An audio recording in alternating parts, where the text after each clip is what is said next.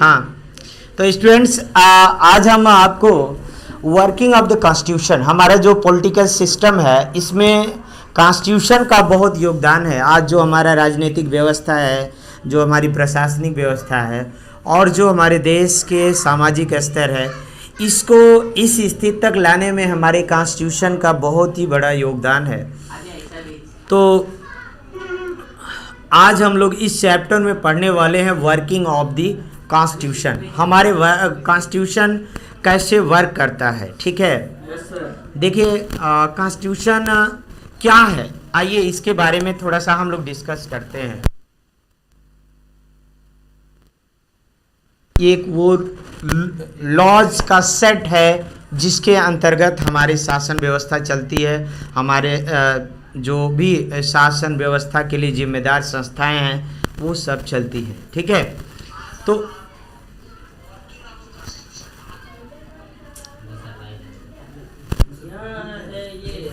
तो इसमें कॉन्स्टिट्यूशन का क्या रोल है, कॉन्स्टिट्यूशन क्या होता है, इसके बारे में थोड़ा सा डिस्कस किया जाएगा। तो सबसे पहले ये आप ये समझिए कि कॉन्स्टिट्यूशन होता क्या है। एक्चुअल में कॉन्स्टिट्यूशन हमारी वो व्यवस्था है, हमारी वो सामाजिक व्यवस्था है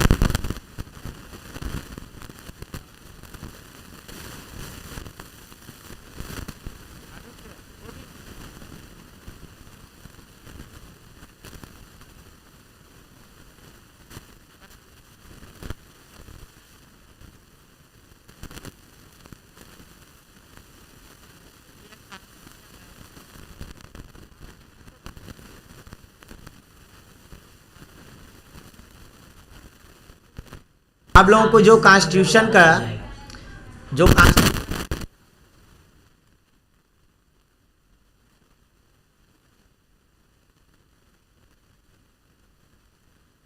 हमको देखने का तो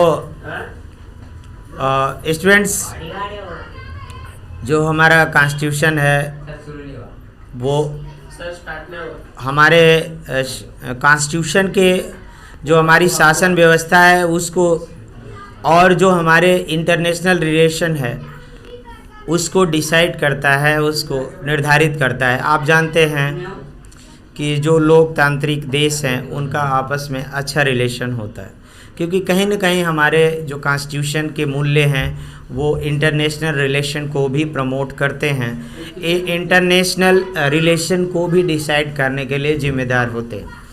तो हमारा जो कॉन्स्टिट्यूशन है वो 26 जनवरी 1950 को वो केम इनटू फोर्स, वो हमारे 1950 को लागू हुआ हमारे देश में।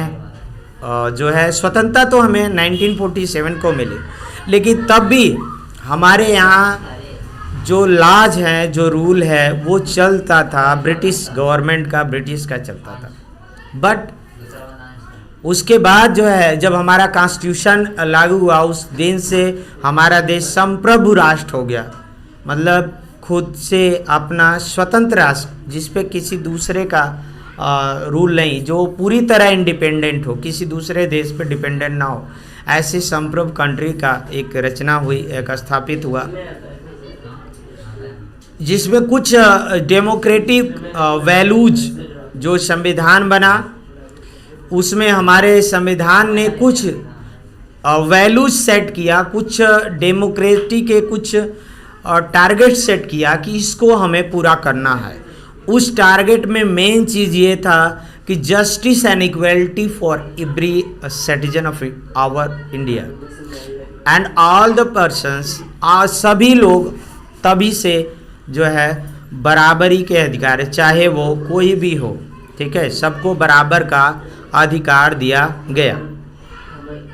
ठीक है, और आज हमारा देश इस डेमोक्रेटिक मूल्यों में बहुत हद तक इस मूल्यों को अपनाता हुआ आगे बढ़ता जा रहा है। और आज हमारे यहाँ जो है नियमित रूप से फ्री एंड फेयर इलेक्शन होता है और नियमित अंतराल पे इलेक्शन होता है। इसलिए आज हम अपने देश को एक सक्सेसफुल डेमोक्रेसी कह सकते हैं। क्योंकि हमारे यहाँ रेगुलर इंटरवल पर फ्री एंड फेयर इलेक्शन होता है। आप यहीं देख लें, बगल में ही पाकिस्तान है जहाँ पे फ्री एंड फेयर इलेक्शन नहीं हो पाता। यहाँ तक कि बीच बीच में इलेक्टेड गवर्नमेंट को वहाँ पे आर्मी जो है उसको जो है पदस्थ करके और आर्मी के लोग शासन करते हैं। तो वहाँ पे सक्सेसफुल डेमोक्रेसी नहीं है, लेकिन हम जो है सक्सेसफुल डेमोक्रेसी के रूप में आगे बढ़ चुके हैं। तो सक्सेसफुल डेमोक्रेसी आज भारत के देश को भारत की डेमोक्रेसी को कहा जाता है, क्योंकि यहाँ फ्री एंड फेयर इलेक्शन होता है। इसका सबसे बड़ा एग्जाम्पल आप देख सकते हैं कि एक ऐसे जो आदमी, एक ऐसा व्यक्ति इस देश की सरकार का मुखिया हुआ जो आमतौर पे कभी भी किसी तरह से शासन से संबंधित नहीं था। जैसे वर्तमान में आपके प्रधानमंत्री नरेंद्र मोदी हैं, जो एक बैकग्राउंड स्थिति से आज प्रधानमंत्री के पद पे पाए। इसके पहले हमारे देश के राष्ट्रपति के रूप में एक आम आदमी जो है, जो अपने काम की वजह से, बिना पॉलिटिकल बैकग्राउंड होने की वजह से होने के बावजूद भी डॉक्टर APJ अब्दुल कलाम को राष्ट्रपति बनाया गया, सुप्रीम पद पे पहुँचे। ये सारी चीज़, जो उनके पिता एक नाविक का काम करते थे। तो कहने का मतलब ये है, ये हमारा ये सक्सेसफुल डेमोक्रेसी की ये पहचान है कि एक बैकग्राउंड लेवल के लोग भी आके उच्च शासन के ऊंचे स्तर पे पहुंचते हैं। ये हमारे जो है एक सक्सेसफुल डेमोक्रेसी की ये भी आप पहचान कर सकते हैं। अभी हमारे देश में जो दलितों को, स्वतंत्रता के पहले जो दलितों को आप ये समझिए कि एकदम छुआछूत की भावना से देखा जाता था, उनको साथ बैठने का नहीं दिया जाता था। उन्हीं के वर्ग से आने वाली मायावती उत्तर प्रदेश में मुख्यमंत्री के पद तक पहुंचती हैं। ये इस बात का सबूत है कि हमारा देश जो है एक सक्सेसफुल डेमोक्रेसी के तरफ बढ़ रहा है। ठीक है, आज हम पढ़ेंगे right to vote. The Indian constitution had made the provision. हमारे इंडियन कॉन्स्टिट्यूशन में ये प्रावधान है कि हर एक सिटीजन्स को, हर एक नागरिक को वोट करने का आधार है, अधिकार है, वो भी बराबरी का। चाहे एक मजदूर व्यक्ति हो, एक गरीब व्यक्ति हो, चाहे कितना भी कोई भी व्यक्ति हो, उसको एक पूंजीपति का वोट और एक गरीब व्यक्ति का वोट बराबर होता है। ये हमारे संविधान की सबसे बड़ी खासियत है। सभी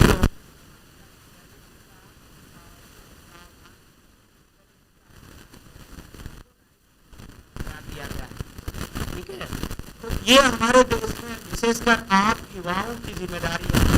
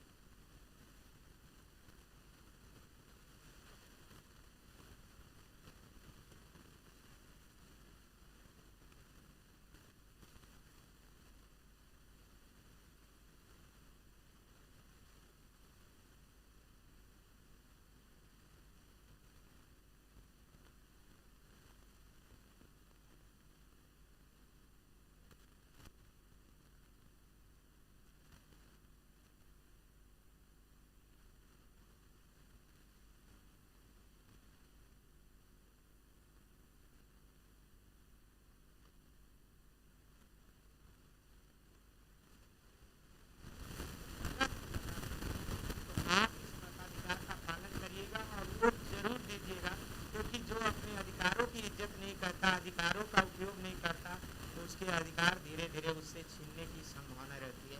इसलिए आप अपने अधिकारों का प्रयोग करेंगे। फिलहाल आप एक स्टूडेंट के रूप में अपने पढ़ाई का उपयोग करिए, इस समय का उपयोग करिए। जो समय का उपयोग नहीं करता है उसको समय जो है उसका दंड जरूर देता है। इसलिए आप लोग समय का उपयोग करिए और इस कोरोना काल में भी अच्छे नंबर लाइए। तो हम लोग पढ़ रहे थे राइट टू वोट, ठीक है। वोट देने का अधिकार है। तो वोट देने का अधिकार जो हमें मिला है ताकि हम अपना एक योग्य प्रतिनिधि चुने जो हमारे वैल्यू को, जनता के हितों के लिए, जनता के मुद्दों के लिए लड़े और ऐसी नीति बनाए, ऐसे नियम बनाए जिससे आम लोगों का भला हो, सभी जनता का भला हो और सभी लोगों का भला हो, सभी लोगों का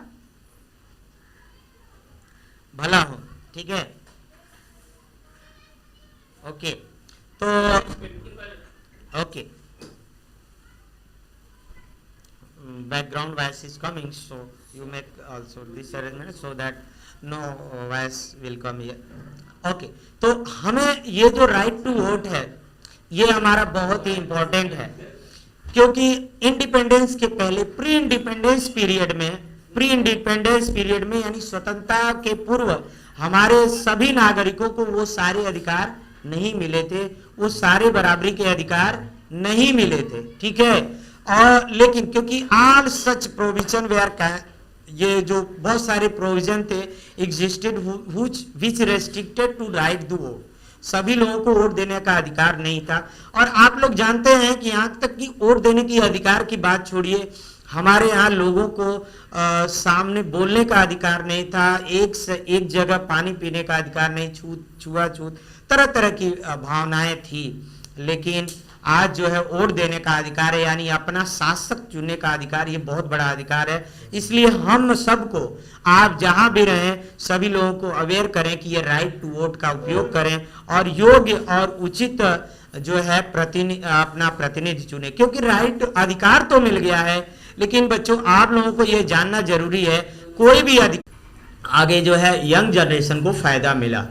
तो such provision have made India the largest democracy in the world, और ऐसा करने से जैसे वोट देने वाले लोगों की संख्या बढ़ गई, इसलिए हमारा देश इस समय विश्व का सबसे बड़ा डेमोक्रेटिक वर्ल्ड है। सबसे पुराना यूएसए को माना जाता है, बट जिसके पास लिखित संविधान है, रिटन संविधान है, लेकिन अपना देश जो है सबसे बड़ा जो है लार्जेस्ट डेमोक्रेसी है। जनसंख्या के आधार पे चाइना को हम सबसे बड़ा देश कहते हैं, लेकिन वहाँ पे जिस तरह की डेमोक्रेसी, वो कम्युनिस्ट सरकार है, डेमोक्रेसी नहीं है। तो इसलिए हमारा जो देश है सब विश्व का सबसे बड़ा जो है डेमोक्रेटिक कंट्री है और largest democracy in the world है।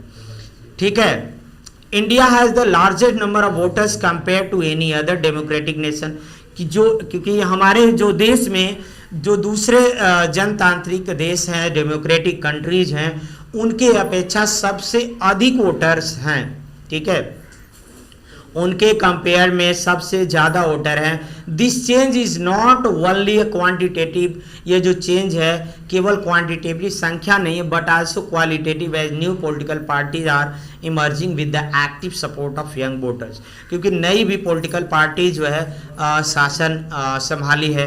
क्योंकि आप देख लीजिए हाल ही में न्यू पार्टी में देखिए जो है समाजवादी पार्टी, बसपा, ये नई पार्टी थी, पहले कांग्रेस होती थी, ये यूपी में आई, और यहाँ पे अभी जो तेलंगाना जो नया कंट्री बना, ये स्टेट बना है, वहाँ TRS, ये भी न्यू पार्टीज है। इस तरह नई पार्टी जो शासन संभाल ली हैं। अभी जो आंध्र प्रदेश में जगन मोहन रेड्डी के नेतृत्व में एक नई है, और इस तरह हर जगह, हर एक स्टेट में आप देखिए नई पार्टी शासन दिए हैं। इसलिए नए लोगों को, जो वंचित वर्ग था, उनको भी शासन सत्ता में प्रतिनिधित्व मिला है, जिससे हमारे समाज का में सुधार हो रहा है। जो हाशिए पे लोग हैं उनको भी अधिकार मिल रहा है। ठीक है, इसका मतलब हमारा जो कंट्रीज है, हमारा डेमोक्रेसी है, वो सक्सेसफुल है। आने वाले समय में और भी लोग जो हाशिए पे हैं वो भी लोग आएंगे और सबको बराबर का अधिकार मिलेगा। इस तरह हमारा देश दुनिया में एक महान डेमोक्रेटिक कंट्री के रूप में विकसित होगा, जहाँ के सभी लोग एक दूसरे की बराबरी इज्जत करेंगे और एक दूसरे के धार्मिक और जो है सांस्कृतिक मूल्यों की इज्जत करेंगे, और एक जो है सेकुलर, डेमोक्रेटिक और सोशलिस्ट नेशन बनेगा। तो थैंक्स, इस वीडियो में बस इतना ही। अगले वीडियो में हम डिसेंट्रलाइजेशन ऑफ डेमोक्रेसी के बारे में पढ़ाएंगे। Thank you. व्यूवर्स हों तो हमारे चैनल को ज़रूर सब्सक्राइब कर दें। आपको सब्सक्राइब करने से हमारे जो चैनल है हमको इससे बहुत ही मोटिवेशन मिलता है और बहुत ही अच्छा लगता है। तो आप बहुत ही हमारे एक कीमती श्रोता अच्छा फॉलोअर्स हैं और मेरी मदद करेंगे।